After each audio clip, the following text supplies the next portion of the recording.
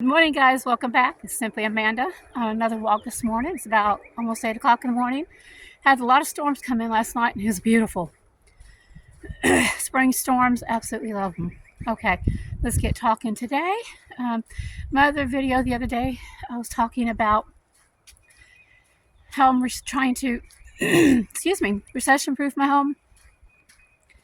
And that comes with, well, just go check out the video. It's up above, or I'll try to link it below. But anyway, I've been trying to follow the news and the business news. I don't like the gory stuff. Don't go there. And Mr. President said the other day, pretty much, he was asked if we were going into a recession. Now, his opinion and his, I think it's his Commerce Secretary, Lutnick, said something different. They're on different pages, obviously. His Secretary Lutnick said absolutely not. Now, the president is saying something totally different. He doesn't doubt it. He pretty much said we were. So what I'm trying to talk to you about today is stuff that my husband learned, and I would love for him to tell you this himself, but he's not a camera person. What my husband learned from the recession of 2008, which personally I think it never really went away. I just think a lot of money was thrown onto it. They printed a lot of money, gave a lot of loans, yada, yada, yada, to cover it up. But let me tell you what happened when that one did come in 2008. 2007, 2008. My husband is a diesel mechanic. He works on machines that paves roads. It can be just about any kind of machine, and that's what he does. Okay. Let me back up. Let me go back to 89, where we started working at this particular shop in 89. There were roughly 17 workers in that shop. Okay. The shop did not grow. It's the same size today. Their output's a little different, comes and goes. But there were 17 people. Now, fast forward to 2007, when the recession hit.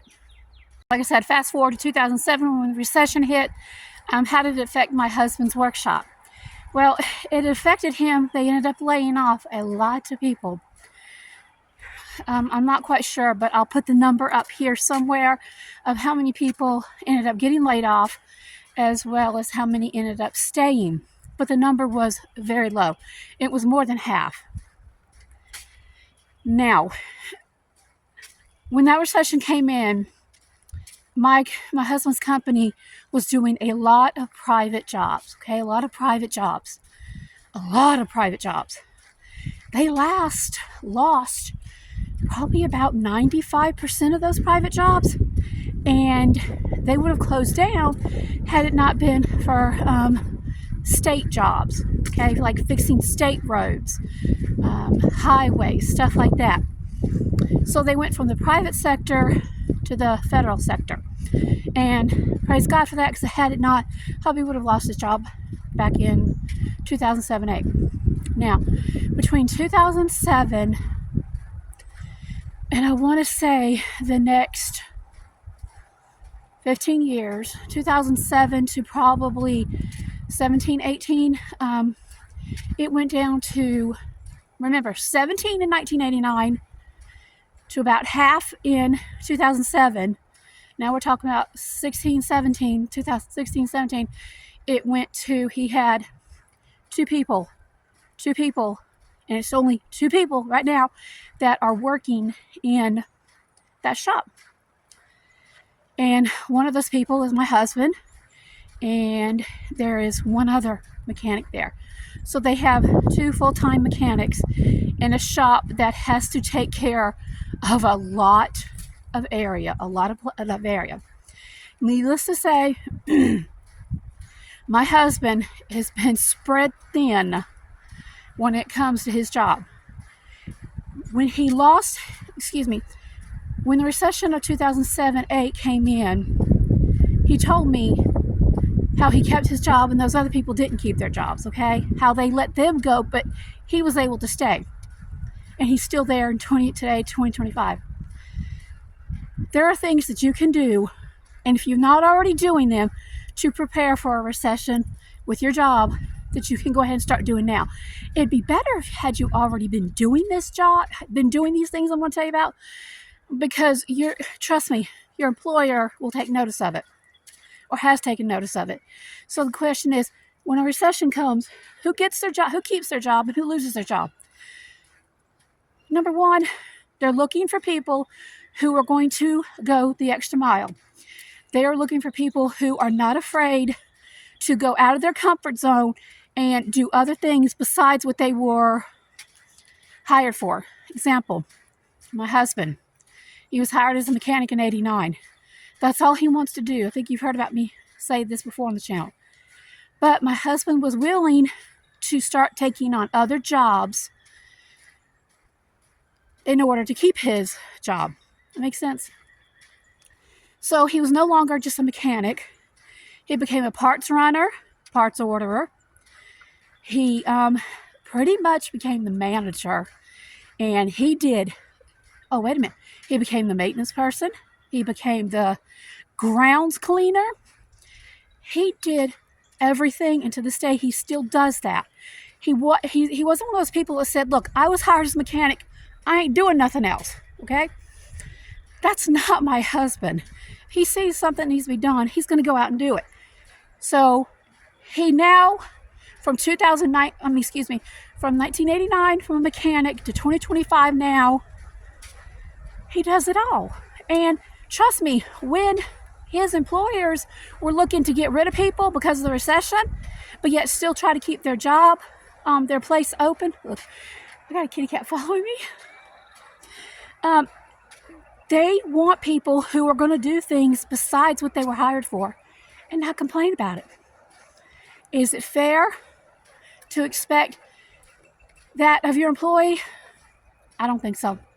Well, let me guess up. I think you should always go above and beyond your capabilities to help your employer. Because without them, you're not going to have a job. You're not going to have money to pay for your bills, to pay for your food, to pay for whatever. But my husband has a work ethic. He's a workaholic. He has a work ethic that, because of that work ethic of going above and beyond what a regular person, especially today's people, I'm very concerned about this generation. He's been able to keep his job all these years.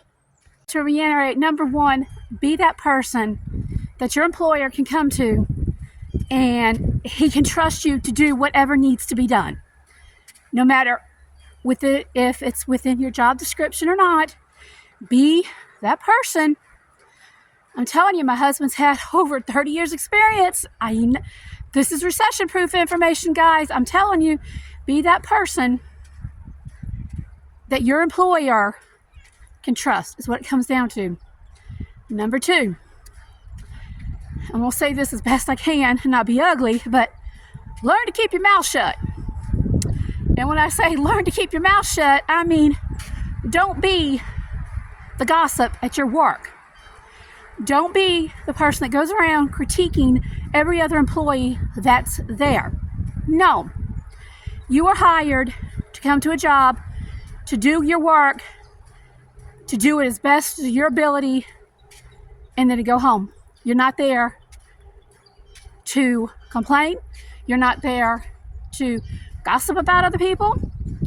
You are there to perform a service to your employee so you can get paid, so you can have a house payment, rental payment, car payment, food in your belly. The list goes on. That's why you're working to begin with, is because you need that money and you have an employer who's offering you a job to get the ability to take care. Again, number two, keep your mouth shut. Don't be the gossip. Go to work, do your job, go home. Be positive, not negative. Now, what's the third thing I can tell you that my husband has learned?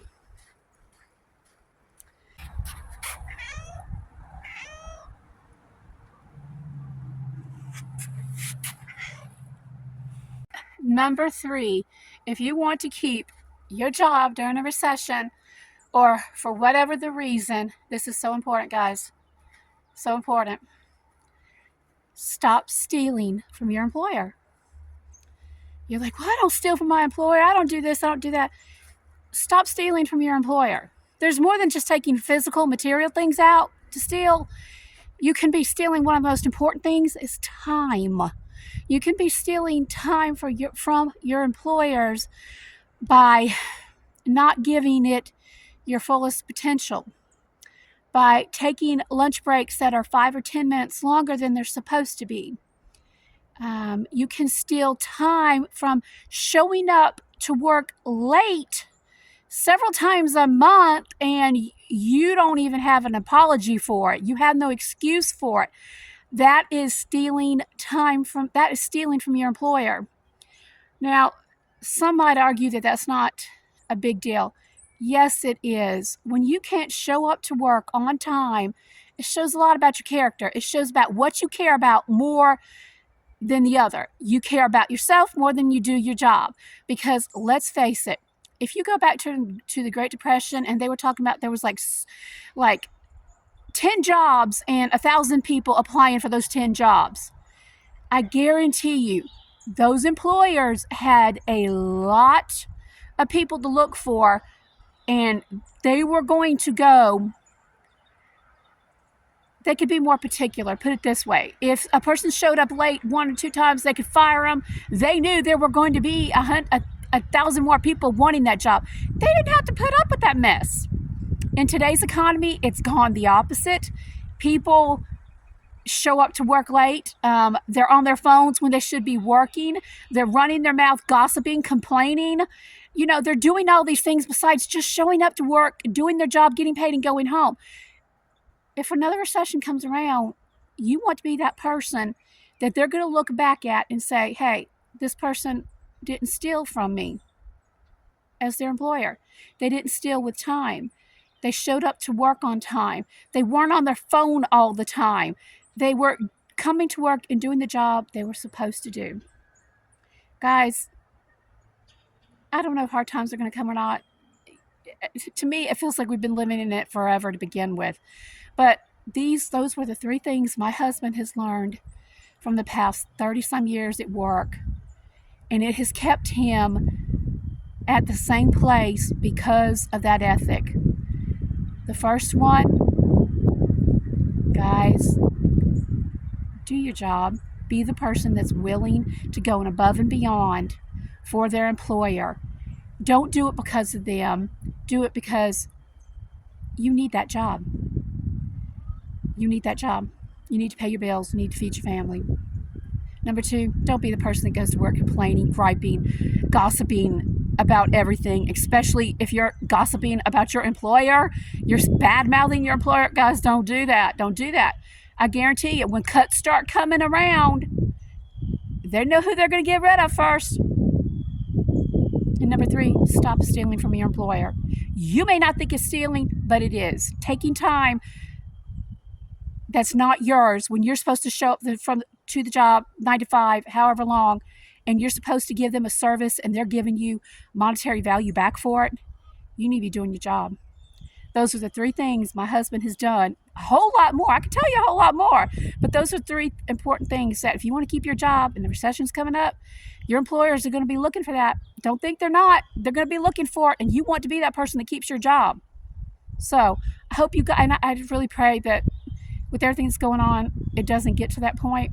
But hey, it's better to look ahead and to plan ahead than to wait to the last minute and think, why did I lose my job? Stop and ask yourself, are you doing these things? Are you doing these good things now? So you will be that person that gets to stay when all the other ones are getting the boot. Anyway, hope you guys are having an amazing day. Thank you so much for taking the time to stop by. Until the next video, God bless.